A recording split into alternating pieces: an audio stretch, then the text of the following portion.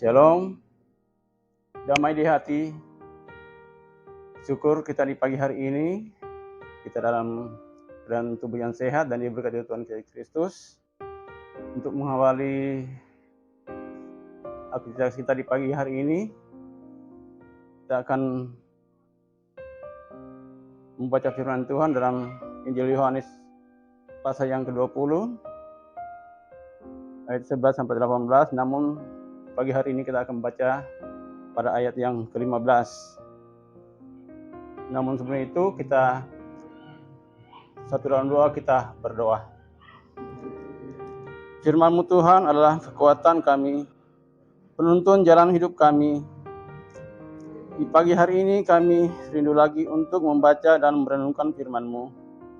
Siapkan hati dan pikiran kami, agar ketika kami mendengar firman-Mu, kami mampu dan melakukan firman-Mu dalam kehidupan kami setiap hari.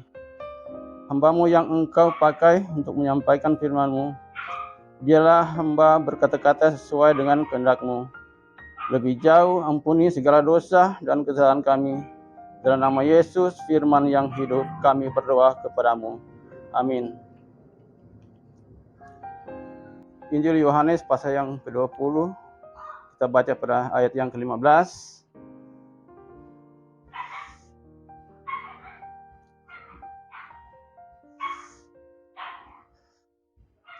Kata Yesus kepadanya, "Ibu, mengapa engkau menangis? Siapakah yang engkau cari?" Maria menyangka orang itu adalah penunggu taman, lalu berkata kepadanya, "Tuan, jikalau Tuhan yang mengambil dia, katakanlah kepadaku di mana Tuhan meletakkan dia, supaya aku dapat mengambilnya." Demikian jawab pembacaan firman Tuhan. Yang berbahagia adalah kita yang memelihara dalam kehidupan kita setiap hari. Saudara-saudaraku yang diberkati oleh Tuhan Yesus Kristus, tema perenungan kita di pagi hari ini, hindari sikap larut dalam kesedihan. Keluarga Kristen yang diberkati oleh Tuhan Yesus Kristus,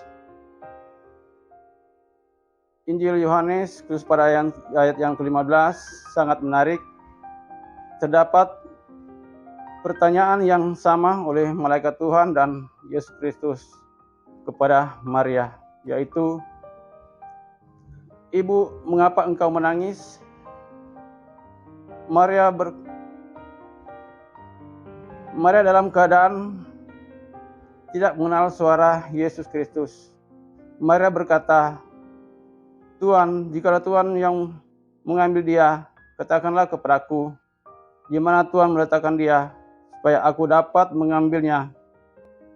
Pikiran yang belum berubah tentang ketiadaan Yesus Kristus dalam kubur dan menuduh orang yang dikira penunggu taman sebagai pencuri. Itulah sikap Maria yang diliputi kesedihan. Kesedihan yang dialami Maria telah membuatnya tidak mampu mengenal suara bahkan rupa Yesus Kristus. Maria terjebak dalam pikiran yang negatif, membuatnya tidak berpikir jernih, bahkan menuduh tanpa dasar bukti yang kuat. Keluarga Kristen yang diberkati dan dikasihi oleh Tuhan Yesus Kristus, menangis adalah respon reaksi fisik akibat gejolak emosi yang dirasakan oleh seorang. Menangis adalah sinyal yang dikirimkan oleh seseorang pada orang lain untuk memberitahu bahwa seseorang itu betul-betul sedih.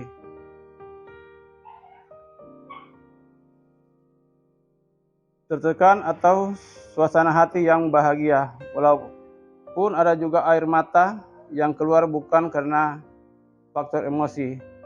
Misalnya karena debu, ada suatu benda yang masuk di mata. Menangis pada satu sisi positif untuk melepaskan kesedihan dan akan menjadi lebih baik setelah menangis. Namun jika menangis berlebihan dan tidak terkendali, akan mengganggu aktivitas. Mata akan bengkak, sakit kepala, dan dampak negatif lainnya. Oleh karena itu, sebagai keluarga Kristen, kita tidak boleh berlarut dalam kesedihan. Malah kita membawa segala beban kepada Tuhan Yesus Kristus. Seperti apa yang dikatakan oleh Tuhan Yesus Kristus, marilah kepadaku semua yang letih lesu dan berbeban berat, aku akan memberikan kelegaan kepadamu. Tuhan Yesus memberkati. Amin. Kita berdoa. Ya Tuhan Allah, penghibur sejati, hanya kepadamu kami menyerahkan beban-beban hidupmu. Dalam nama Yesus Kristus kami berdoa. Amin.